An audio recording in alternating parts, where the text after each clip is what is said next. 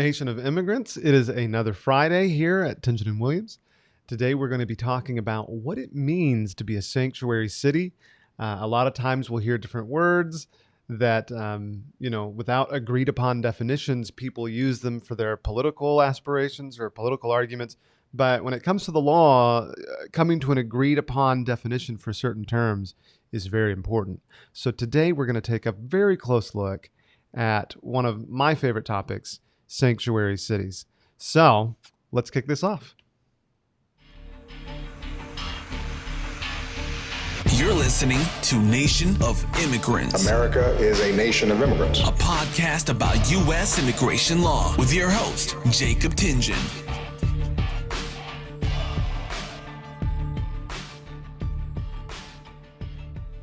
So sanctuary cities, that's the term we're looking at today. As we've talked about different things, we've looked at different definitions and different terms. We've looked at public charge, for example. We've looked at inadmissibility. And so I guess the Sesame Street version of this, right? We're defining different terms. Sanctuary cities, right? So S is for sanctuary city. What is a sanctuary city? I occasionally give presentations to classes or lawyers, and I'll start off with this question. What is a sanctuary city? What does it even mean? And the definitions that I get in response to that question vary widely. So some people will say, oh, that's a city that's giving federal health insurance benefits to unlawful immigrants. Some people will say, oh, that's people who don't prosecute illegal immigrants in any way in their communities. It's people who won't cooperate with federal law enforcement, or people with laws on the books that they won't cooperate, and those kinds of things. But I'm going to say that those definitions, some of them get close, some of them are completely wrong.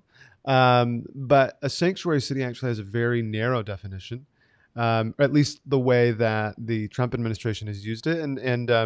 And frankly, in my version of what is a sanctuary city, or what people use to call a sanctuary city, isn't really sanctuary, it's just constitutional. So we should really call these places constitutional cities. But we'll get there, and I'll explain why that is. So what makes a city a sanctuary city? Let's back up a bit, because I want to talk about, really, the topic today is ICE detainers and this Secure Communities program. So there's this program. I think it was instated under the Obama administration.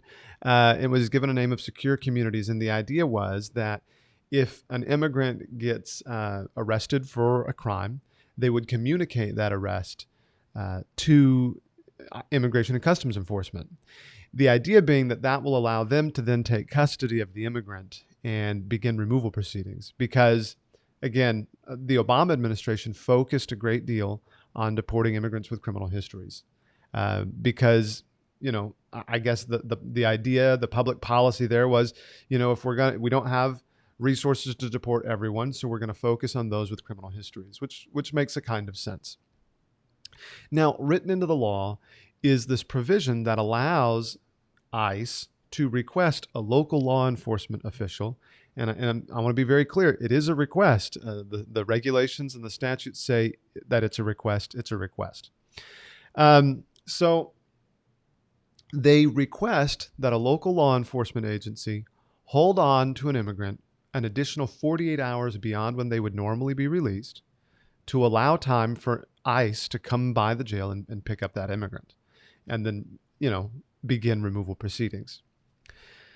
So this was, again, part of the Secure Communities initiative. It was under President Obama. And even then, it was kind of coming under fire, because people said, hold on, local jails are holding on to people 48 hours, an additional 2 days beyond when they would normally be released, solely for the convenience of ICE.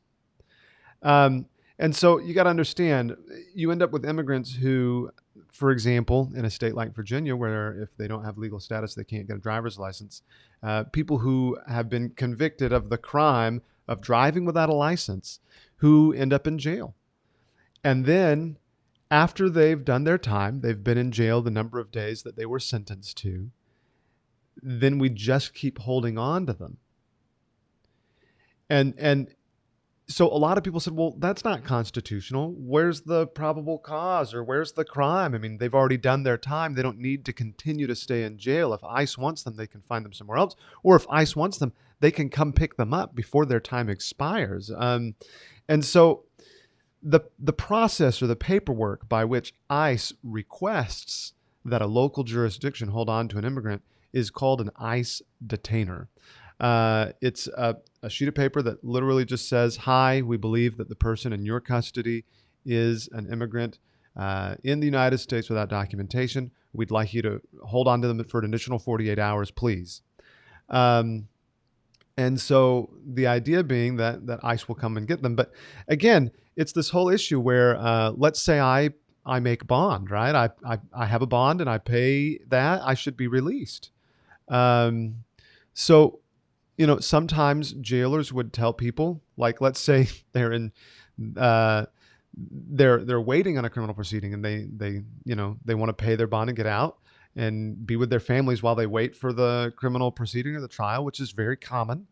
And so people would come and pay the bond, or come to pay the bond. And jailers, frequently local jailers, would say, even if you pay this, they're not getting out. We're just going to notify ICE, and then they'll come by and pick them up.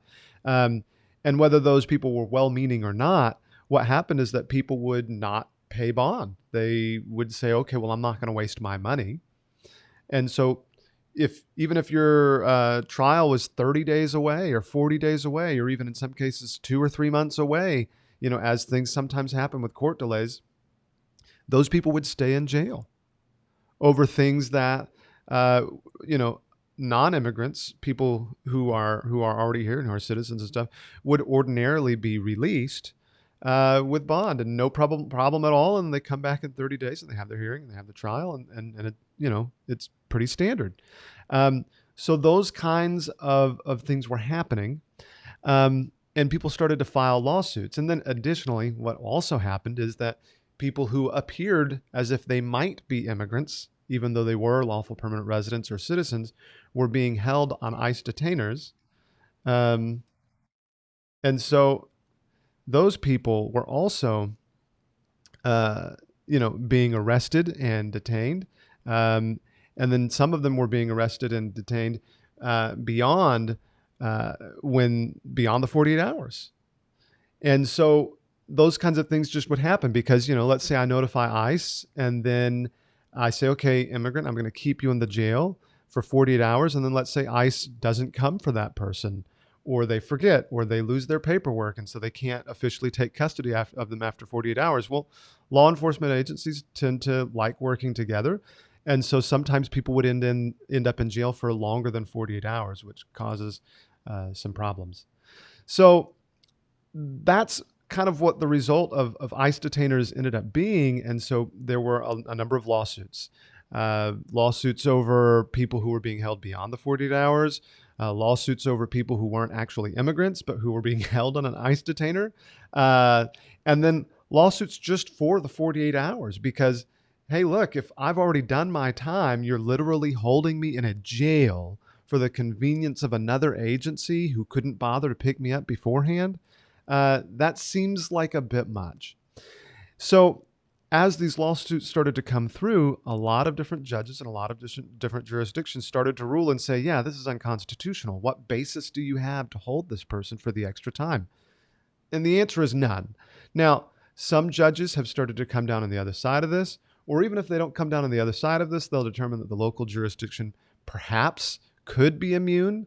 And so jails have been emboldened and continue to do this in some jurisdictions. In other jurisdictions, they're afraid to enforce an ICE detainer because they're saying, hey, this opens me up to liability. And then other people are a little more sophisticated and they're like, well, we've never been held liable, but we look at this constitutional issue and we believe that it violates the Constitution. Our local legal counsel has said, let's not do this. In Virginia, for example, the Virginia Attorney General has stated that they're unconstitutional. And so many sheriffs in Virginia, though not all, refuse to honor ICE detainers. So what's interesting is that when Trump became president, one of the first things that he did was list a name and shame report. And all the name and shame report did was list jurisdictions in the U.S. of people that would not cooperate with ICE in the sense that they would not honor ICE detainers. And if you're a local jurisdiction or you're a sheriff and you're saying, well, I'm not going to honor an ICE detainer because, frankly, you can do nothing to me except for publish a name and shame report. But if I do honor an ICE detainer, I become liable for monetary damages for violating the constitutional rights of others. Well, I'm just not going to do that. And that's frankly a reasonable conclusion. And then some in the political sphere begin to say, well, you're a sanctuary city. Why are you doing this? It's so dangerous and illegal. And that kind of gets me to my point where we get some headlines that look like this. Sanctuary city jails defy ICE detainers, or ICE and sheriff say that immigration detainers release dangerous immigrant criminals into our community. And while I'll admit, yes, sometimes people do commit crimes, and sometimes those people are immigrants. But having a policy to preserve everyone's constitutional rights does not make our communities more dangerous. It makes them more lawful and more constitutional. And if you've listened to this podcast and you've listened to how cooperating with police, how immigrants commit crimes at a lower rate than other people, how policies related to things like U visas, and how if we encourage immigrant involvement and cooperating with police actually leads to safer communities, it kind of stretches reality to say that, oh, well, if we have a friendly immigrant policy, that's going to make our communities more dangerous. I don't think that that's true. I think that it's rhetoric. The term sanctuary city itself is rhetoric. And so that's just one of the things that needs to be discussed, that needs to be brought up, because sanctuary city and the way that it's being used is kind of like this accusatory term. But frankly, jurisdictions who look at this intelligently and say, well, hey, I don't want to be held liable because of something ICE wants me to do, that's a smart call. That's a smart play. And so those jurisdictions should be, frankly, proud of their status as sanctuary cities, because it frankly has nothing to do with your position on law enforcement or immigrant rights or anything. It literally has to do with just pure constitutional rights and avoiding liability. It opens you up and your taxpayers up to being sued. And so being a sanctuary city, right, and that's in quotation marks, being a sanctuary city is actually a good way to protect yourself from legal liability. And that's really all it comes down to. So again, let's go back and define the term sanctuary city. A sanctuary city is a city that refuses to honor ICE detainer requests, because to do so would violate the constitutional rights of those you hold.